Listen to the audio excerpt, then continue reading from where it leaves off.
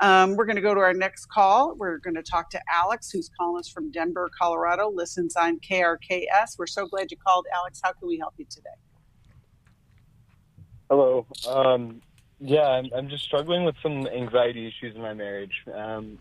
Just a little bit of background. I won't go too much into it. I'm a chronic overthinker. My brain doesn't shut off ever. Mm, Um, but my wife is pretty outgoing. I'm not really so outgoing. And she likes to go out dancing and doing stuff. And a couple months ago, this was about a 3-4 time a week event. You know, we talked about it, we worked through, we communicated. And so it's much less frequent now, but every time she goes out dancing, it feels like my marriage is going to fall that night. And it's an mm, incredibly painful and intense, um, I don't know, situation, so to speak. It's an intense feeling. Like I went to the hospital before I realized what it actually was. And, mm, you know, it's to the point it makes you want to rip your hair out because, like I said, mm, it seems like your world is going to come to an end, and it's just a matter of when. And so mm. my wife hasn't done anything to make me not trust her. I want to establish that very quick. She hasn't done anything. She's been nothing short of a blessing. But for some reason, I just can't shake this issue. Alex, where did infidelity touch you or your family's life in the past? Um, Prior to meeting my wife, the three partners I had, because from 18 to 20, I was cheated on for about 2 years Oh, straight. boy. Um, Yeah, and that was my first experience with infidelity. And then the next person I found out, she was engaged, and then the person after that Mm. left me for their ex. And so I So, was single for 3 years, just trying to repair prior to, meeting my wife and going from there.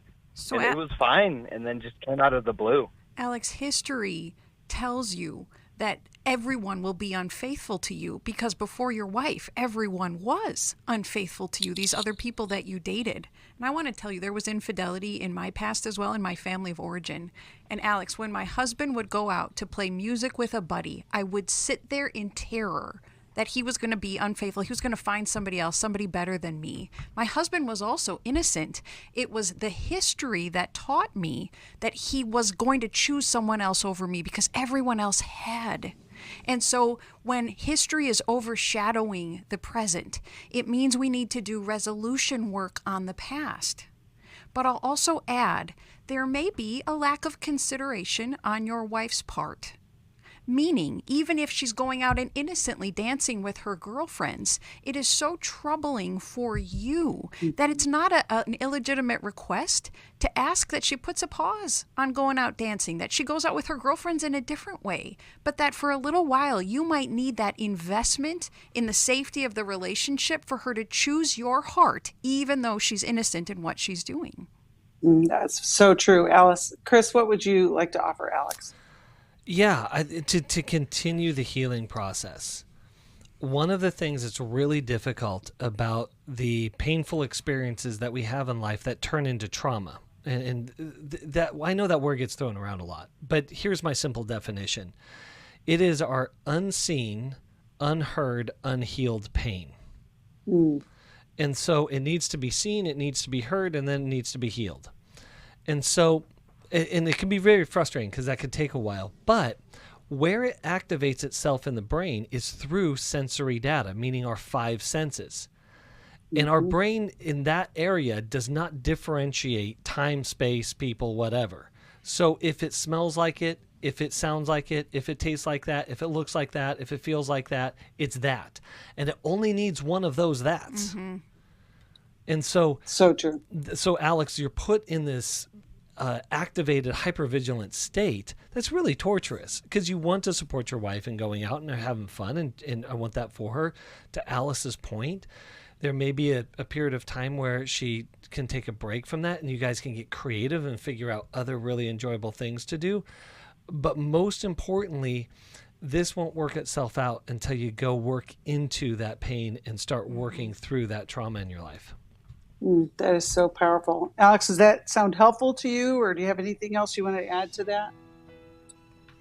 Yeah, it's incredibly helpful. Just And that's kind of the road I'm at, because I'm not controlling. I'm not going to be like, okay, well, you can't go out, you can't do this, you can't do that. No, that's not how I work. To Alice's point, the request is definitely a different thing than controlling behavior. Yeah.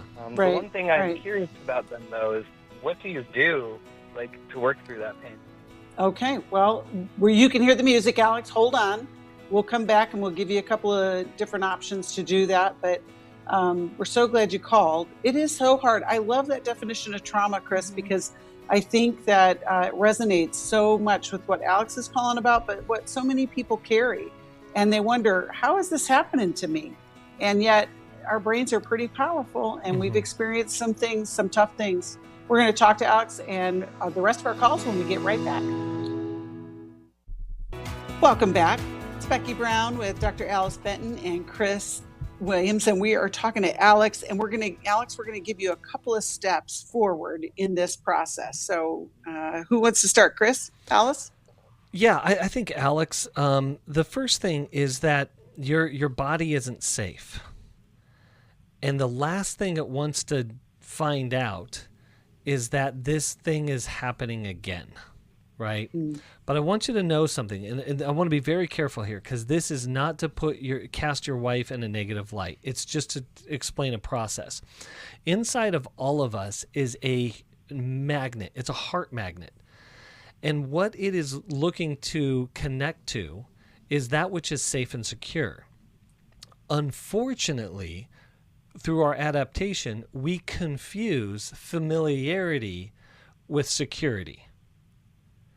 And therefore, even if it's not. And so there's something familiar happening inside of you that is creating the insecurity. And until you start, or as you continue to, I should say, discover what that thing is inside of you that keeps connecting to that which is unsafe. So that in your body is screaming, help me get safe, help me get safe, help me get safe. And so the technique in that is called the technique of trauma therapy. And getting into exploring those different that work, and then having what we call, one of the things is a grounding technique. I talked about the 5 senses. And so it's what are 5 things that I see? What are 4 things that I hear? What is 3 things I can touch? What are 2 things I can smell? What's 1 thing I can taste? And what that does is it helps your body get back into reality, back into itself, so that it says, I'm safe here right now, regardless of what is happening around me in the world. Yeah. And, the process too, Alex, is that it would be a couples counseling situation. That's what we talk about when Mylan and Kay Yurkovich talk about that in How We Love.